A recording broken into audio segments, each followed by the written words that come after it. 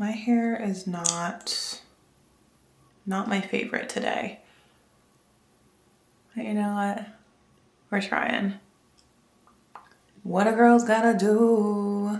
Hello, lovelies. It is your girl, Davina Daras. I just got back from an incredible trip. It was my birthday last week, and I went to New Orleans to celebrate my 28th birthday, followed by a very fun birthday weekend in New York City. This was my second time going to New Orleans, and this was my third time going to New York. However, I hadn't been to New York City since I was 18, so 10 years ago. This trip was so much more than just a celebration of my birthday. It felt like a spiritual revival. It felt like a revival of my creativity, specifically my relation to the erotic artistry. So I'm very well aware that one of my last videos I was talking about the power of healing through celibacy, going from eroticism to celibacy. And it has been a beautiful 8 months of being celibate. I have just wholeheartedly poured into myself, and upon pouring into myself, I felt very called to travel outward, to find myself outside of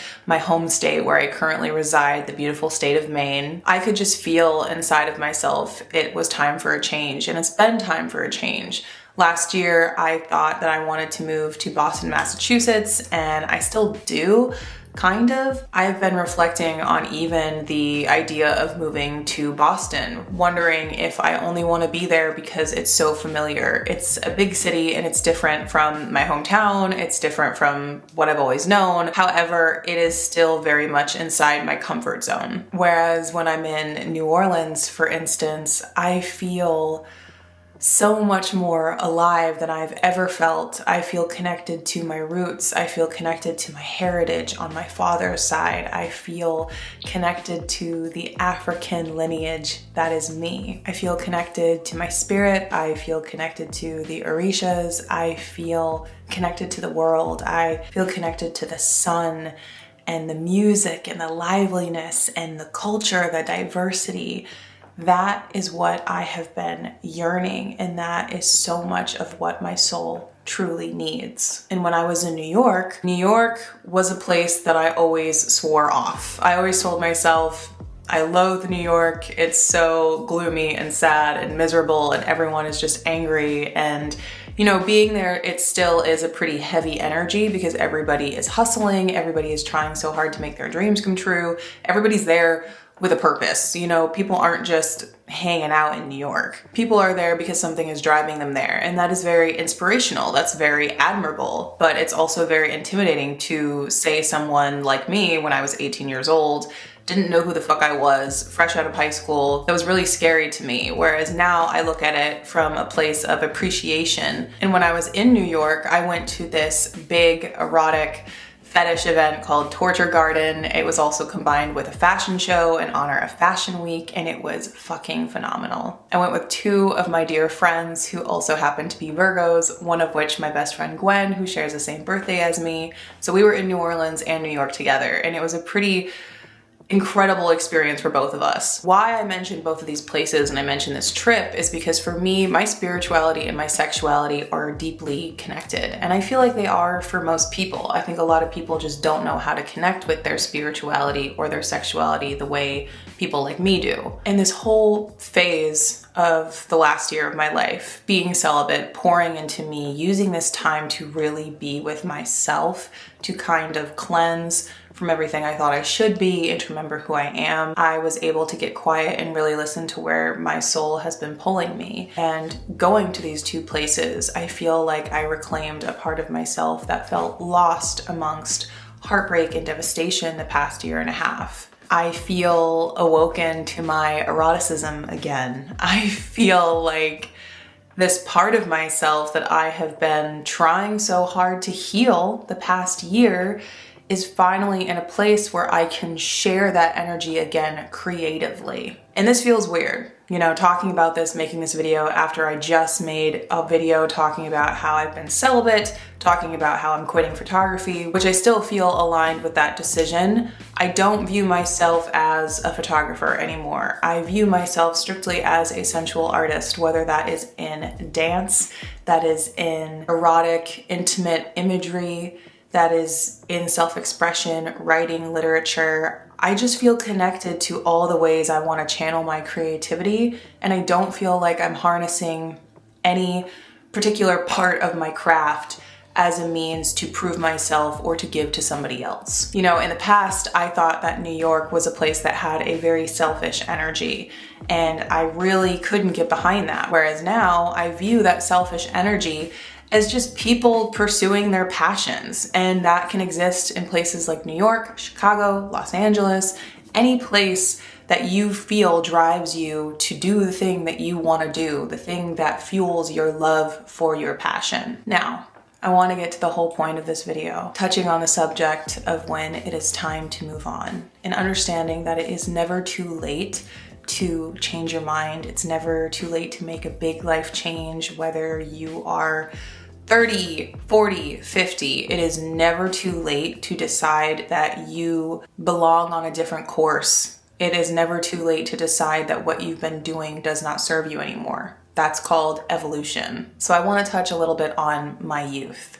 When I was young, I think I've expressed this before, I was a child who grew up in poverty. I grew up with a single mother. We grew up constantly in this state of survival. Every single thing we were doing, we were hustling. We were always thinking far ahead. We were very unable to be present and to be in our feminine energy. Me, my mother, my sister, we were just always trying to survive. So although all three of us were very creative and we had these big dreams, I think because we were so focused on surviving, we couldn't focus on flourishing. We couldn't focus on doing the things we loved as much as we really wanted to. I felt like a small city girl with big city dreams. I always felt the rhythm of a lively city inside of me. I always felt like I would flourish more in a bigger place. But because of my lack of stability and my lack of confidence and certainty of where I was going, I never felt confident enough to pursue those dreams as much as I really wanted to. And that's not to put my former self down and to say I didn't try new things, because I totally did. When I was 18,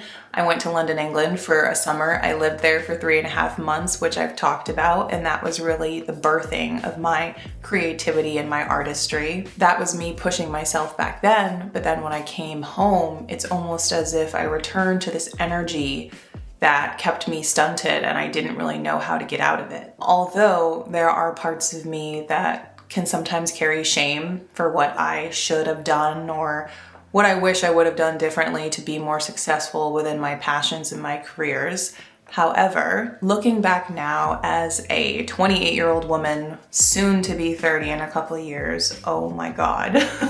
I know that I really had to check myself. There were a lot of deep-rooted childhood wounds that needed healing, that desperately needed my attention, and I took the time to do that. Although remaining in a very sheltered place like Maine did not provide a lot of opportunities for my creativity, there was a lot of community here, and there was a lot of creativity in the small community that I had available to me. I had access to these spaces that provided a lot of self-love, self-nurturing, and introspection. 18-year-old me was so petrified of the world. She was not nearly as confident as I am now. I had so much growing to do, and that's not to say that I couldn't have grown in different places. I would have, I just would have grown differently. However, I feel like by staying here for the time that I needed to, not to mention COVID happening when I was only 21, 22, which provided me very little inspiration to travel outward anyway. But what I was saying is that I took the time to ground myself. I took the time to really sit in silence, to sit with my inner demons, to sit with my shadow self, to really work through all the parts of me that I needed to in order to thrive. 18, 19, 20, 21-year-old me was still so scared. She still harbored so much trauma from growing up in poverty. I did not know how to invest in myself. I didn't understand the concept of it because for me, that wasn't a thing in my childhood. Anything that I had would probably get taken away from me, so I shouldn't develop a bond with it. I shouldn't become invested in really anything. I poured my heart and my emotional investment in my relationships and my family. Those were the things that kept me going because that was also part of my survival. And that's not to say that we shouldn't honor our connections and our human relationships because we need them. We are social creatures and we are meant to love and to be loved. But it should come from a place of continuous authenticity, never from a place of I need you or I need this in order to live, to be worthy of what I want. I am very fortunate that I have nurtured relationships for decades. I have people who are part of my life who have been in my life for almost 20 years, and that's insane to say out loud. The other thing that I needed to learn was feeling safe nesting, feeling safe rooting myself somewhere. In my childhood, we moved so much and we lost so much. As I said, anything that we had, whether it was a place, any physical thing, I was programmed to believe that that would not be mine forever, so I should not get used to it. Whereas this house, this beautiful house that I live in, I have lived here for almost 10 years. When I was 19, my sister, my mother, and my brother-in-law found this house. It was kind of like a frat house, and we all decided to contribute to living here. We all have paid our share. We have all given parts of ourselves to this house, and we have been able to form a very loving and stable home. And that was something that I did not have up until the age of 19. This beautiful house has kept us safe throughout a pandemic, throughout all the ups and downs. Because we've had this system of paying our equal share, we have more money to put towards other things that we love, like traveling and our passions. My sister's traveled to multiple parts of the country and to other parts of the world. I've been able to spend more time doing my art, my craft, the things I love, going to the places I want to go versus being locked into a 40+ hour job, 9 to 5. There has been a lot of opportunities for us living in this house and living in it together as a team and providing structure and stability not only for ourselves, but for each other. I finally learned how to imprint on a place. I learned how to make a space mine. You know, the room that I'm in currently is my office, and it is a place where I have created beautiful images of other people, of myself, that I film great videos in. I have learned how to relish in the feeling of being home and coming home and feeling that warmth. I've learned how to be a part of something bigger than myself that fed my inner world and my outer world. Everything that I have done in my 20s has really healed me and helped cater to those wounds that felt rejected, unaccepted, unseen, like she didn't matter, like she was just always floating, like she was always going from one thing to the next and never having a place to really land. I had to find belonging inside myself and to see how that affects the things around me, the people around me. And I know that I needed to be here to do that, even though at the time I felt very trapped. Finding stability granted me the foundation to peacefully do the inner work that I had been avoiding by constantly living in this state of always being on the go, always being scared, always being ashamed, just always in this place where my mind was frantic, just a cycle of anxiety. There are times that we need to get up and go, and there are times where we really need to stop. We need to land, we need to ground, we need to be. I was grateful that I got that. And I got it in a way where I was still able to be self-expressive. I was still able to be me. I was still able to grow creatively. Like I said, my options, my opportunities here were very limited. I made the best with what I had. You know, I connected so much with my small, beautiful community here. I developed relationships within my craft. I made friendships. I found lovers. I forged relationships with these beautiful clients and people who contributed to my work and have really tried to support me. So there was really no time wasted. It was just what I needed in that moment. I have learned that there is never any time wasted when you have devoted that time to growing on a spiritual, mental, emotional, and physical level. I have grown tremendously in my relationship with myself. I prioritize the home in me before chasing money, before chasing external value. And as I continue to grow as this person, I have evolved in those areas as well. And I know that I will continue to, because of what is inside of me. And I have been combating the judgments that I have placed on myself of saying that I wasn't good enough, or everything that I was trying to do didn't amount to much because I was comparing myself to people who live in all these big cities. And the last couple of years of my business were beautiful, and they were incredibly healing because of what I shared, because I shared so much of my passions in a very intimate way that could benefit other people and in return benefited me. It feels a little bittersweet to feel like that chapter is over, you know, the small town community element of it, the kind of the creating in the nest energy, but it feels beautiful to know that there's so much more out there. And I felt sad, you know, returning to Maine, and when I look at everything, I don't feel like I see reflections of myself in it anymore. I feel the reflections of myself in nature and the greenery, in the sun, in the ocean, in the warmth, that part.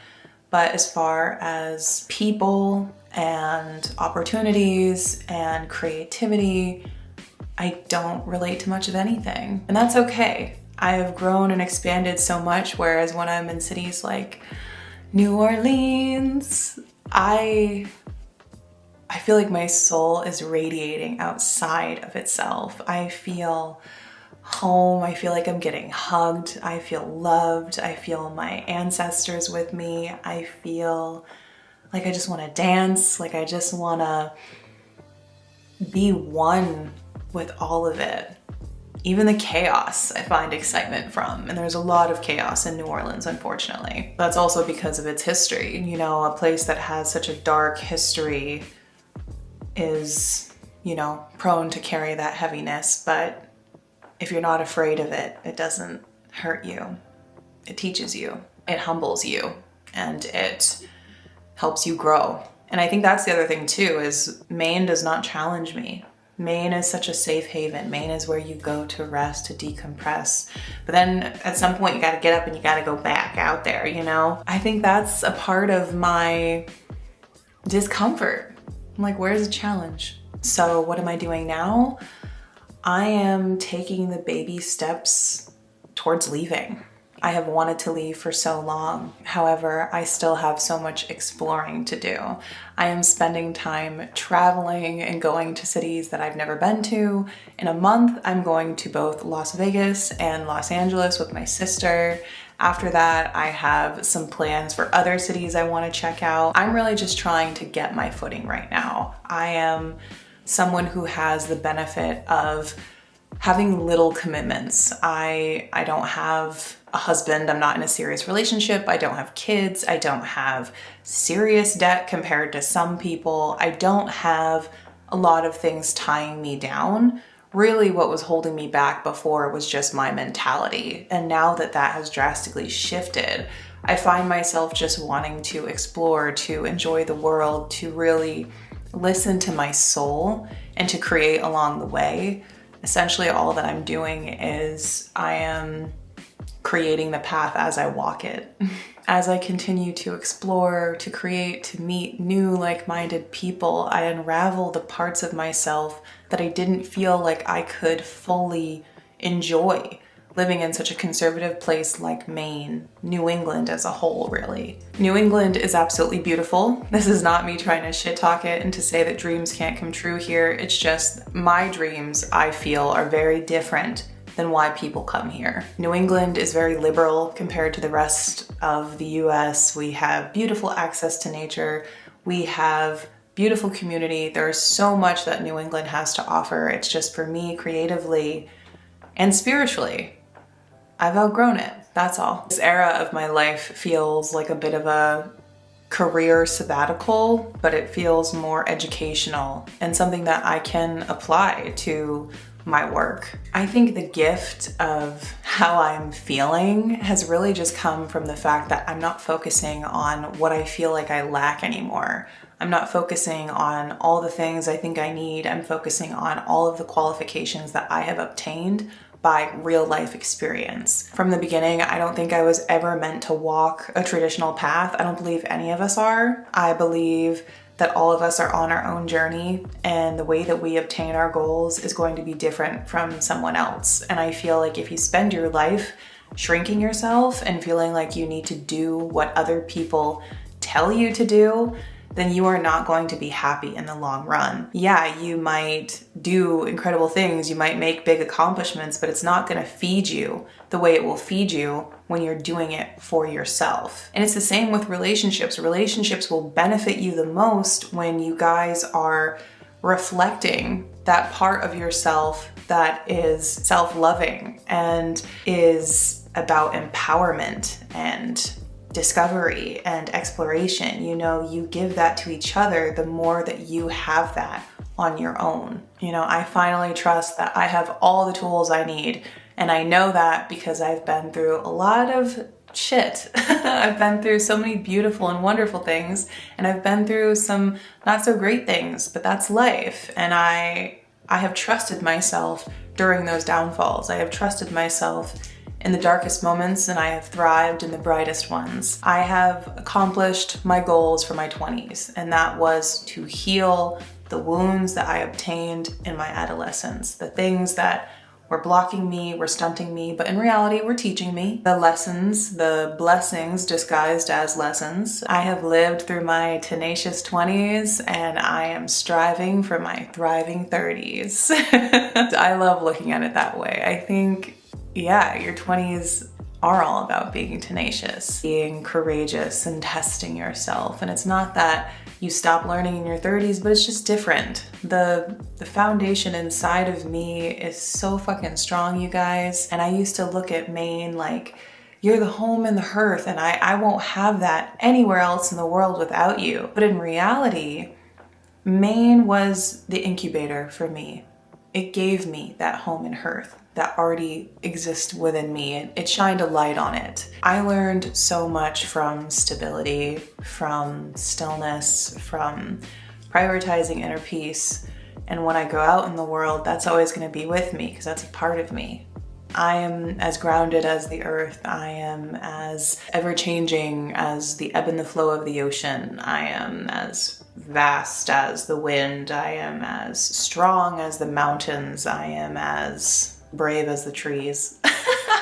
I'm trying to use all these poetic metaphors to describe nature. I feel good and ready because I'm no longer angry or angsty or feeling like I have to prove anything. I just exist. I'm just me, and I just relish in the experience that is life.